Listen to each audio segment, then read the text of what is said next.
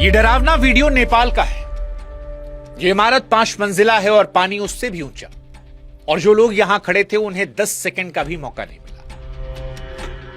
ये तस्वीर नेपाल तिब्बत बॉर्डर की है, तिब्बत के इमिग्रेशन सेंटर की, जहां 1 सेकंड पहले सब कुछ ठीक था और अगले सेकंड सब कुछ खत्म हो जाता है।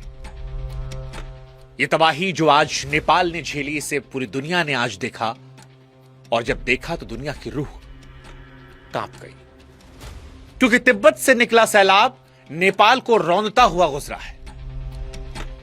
हिंदुस्तान इसको लेकर इसलिए व्यथित है क्योंकि नेपाल के साथ साथ इसमें हमारे भी 105 लोग लापता हैं। वो लोग जो भोलेनाथ के दर्शन करने कैलाश जा रहे थे, अब उनके घरों का फोन नहीं लग रहा। 30 से ज्यादा जवान थाने समेत बह गए हैं। जो बचाने वाले थे वो खुद लापता है। 60 मजदूर सुरंग के अंदर थे और सुरंग के मुंह पर पूरी की पूरी नदी आ गई।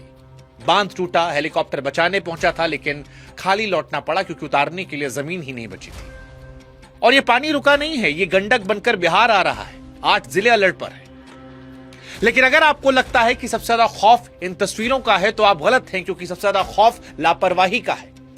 13 महीने पहले इसी नदी में यही तबाही आई थी, जांच हुई थी, रिपोर्ट बनी थी। उस रिपोर्ट में लिखा था कि यह दोबारा होगा, लेकिन शायद सब कुछ रिपोर्ट में ही फाइल हो गया। और उसके बाद कुदरत ने वो दिखाया जिसका अंदेशा उसने पहले दिया था। इसलिए कुदरत का सरप्राइज नहीं है। नेपाल जो झेल रहा है वो डिक्लेयर की गई मौत है, बस तारीख आनी बाकी थी। और इसीलिए आज सवाल नेपाल की इस त्रासदी को लेकर है कि जब सब कुछ पता था तो सैकड़ों जिंदगियां उस रास्ते पर किसने छोड़ी? क्या यह प्राकृतिक आपदा है या फिर इसके लिए जिम्मेदार हैं हम? नमस्कार, मैं हूं शुभांकर मिश्रा और आज नेपाल के लिए सारी दुनिया दुआएं कर रही है। लेकिन दुआओं के साथ साथ आज हम ये समझेंगे कि यह पानी आया कहां से। 13 महीने पहले जब वार्निंग दी गई थी तो फिर उससे सबक क्यों नहीं लिया गया? 26 अगस्त बुधवार सुबह करीब 8:30 बजे तिब्बत की तरफ से लेंदे नदी में कुछ होता है, गड़गड़ाहट। चश्मदीद बताते हैं कि ऐसी आवाज आई जैसे ज्वालामुखी फटा हो, और यह नदी नीचे आकर कहलाती है भोटे कोशी। वहां से चली तो सीधे उस दरवाजे पर पहुंची जहां से नेपाल चीन का सारा व्यापार गुजरता है। फिर वहीं पर बॉर्डर पर वो दरवाजा जहां से भोलेनाथ के यात्री तिब्बत में घुसते हैं, कैलाश जाते हैं। यानी उस सुबह मौत ने वो दरवाजा चुना जहां सबसे ज्यादा लोग खड़े थे, ट्रक वाले, मजदूर, पुलिस वाले और यात्री। इसके बाद 9 बजे रसू वागड़ी पहुंचता है ये सैलाब, और यहीं पर वो सीसीटीवी वाला सीन आता है। कस्टम, ट्रक, इमिग्रेशन सब बह जाता है। 9:15 बजे जिले के सबसे बड़े अफसर तक खबर पहुंचती है। तब तक पानी टिमुरे बाजार को निगल चुका है। और यहां पर एक बात नोट करने वाली, पूरी कहानी इसी पर है। उस दिन रसुआ में बारिश नहीं हो रही थी। खुद जिला अफसर ने कहा, यानी ये बादल फटने वाली बाढ़ नहीं थी, ये पानी कहीं और से आया था। पानी दौड़ता है, रास्ते में जो आता है, गांव, बाजार, सबको निगलता चला गया, बस्तियों को।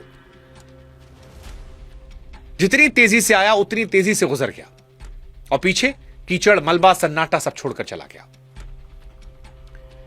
इस तबाही का अगर आप हिसाब लगाएंगे तो आप जानते हैं नेपाल में इस पानी ने क्या क्या निकला।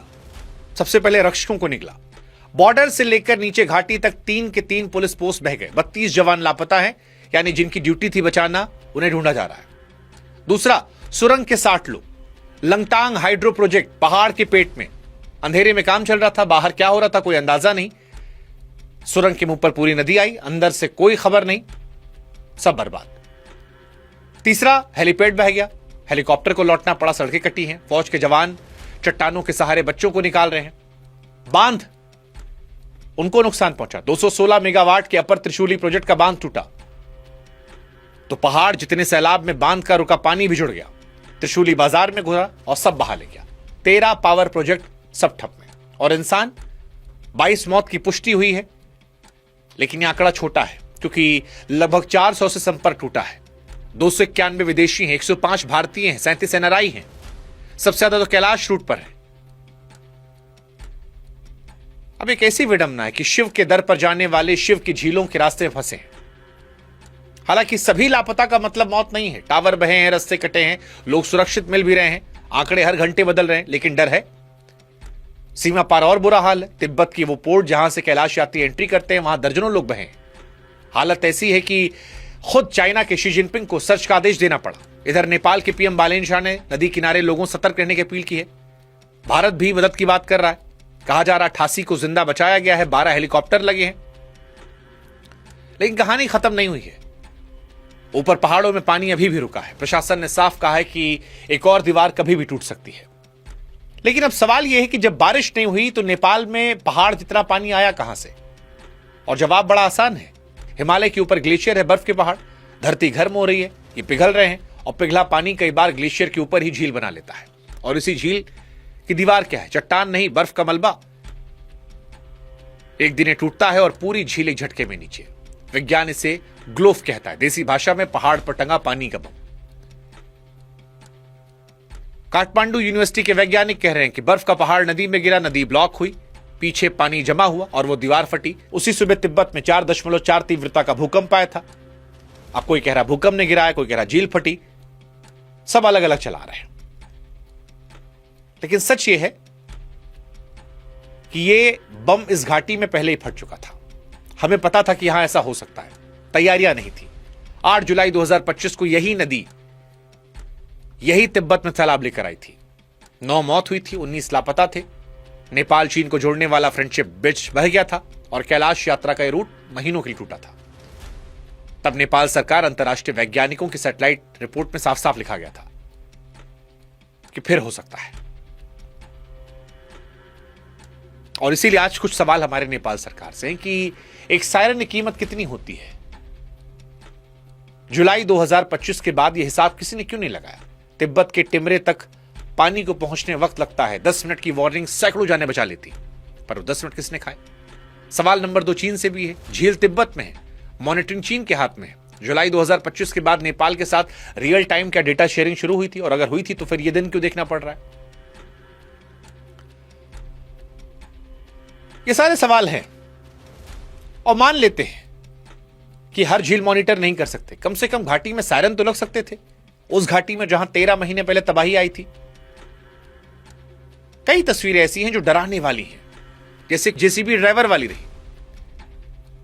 नहीं पता था, जैसे हमको नहीं पता, सब काम कर रहे थे। और सच यही कि जलजला पूछ कर नहीं आता, कोई अलर्ट नहीं, कोई सावधानी नहीं, कोई मैसेज नहीं, एक आवाज, सब खत्म। ये तस्वीरें परेशान करने वाली हैं। और इस तबाही ने इंसान के भगवान तक को नहीं छोड़ा। यह तबाही का पानी 100 किलोमीटर दौड़कर नारायण घाट तक पहुंचा, जहां भगवान बुद्ध की मूर्ति थी। उनके चरणों तक गया, शांति के प्रतीक तक। कैलाश के पैकेज बनाने वाली ट्रैवल एजेंसियां जो जानती थी इसी रूट पर तबाही आई है, क्या उन्हें यात्रियों को बताया था कि रूट कितना हाई रिस्क है? हाई रिस्क का कागज साइन करवाया था? नहीं। 13 महीने पहले जब हमने बताया, इसी पर ग्लॉफ आया था। तो भारत सरकार के लिए भी सवाल है, क्या कैलाश यात्रा के लिए कोई एडवाइजरी थी, कोई रिस्क असेसमेंट, जो इतने सारे नागरिक पहुंच गए? ये बम सिर्फ नेपाल के ऊपर नहीं टंगे। अभी चमोली में 2021 में 200 से अधिक मौत, सिक्किम में। ये जो बम हम जिनका जिक्र कर रहे हैं, जो डैम बहने की बात कर रहे हैं, ये हमारे यहां भी उत्तराखंड, हिमाचल, सिक्किम, सब जगह लटके हैं। सिक्किम के बाद हमारे यहां कितनी झीलों पर वार्निंग सिस्टम लगे, कितने प्रोमिसेस पूरे किए गए? ये सारे सवाल बड़े महत्वपूर्ण हैं। तो आसान शब्दों में अगर इस पूरी कहानी को समेटे तो 26 अगस्त की सुबह तिब्बत से आई पानी की दीवार ने नेपाल का रसुआ निगल लिया। 22 मौतें हुई हैं, सैकड़ों लापता हैं। कुदरत ने किया है, सच है, लेकिन यह अधूरा सच है।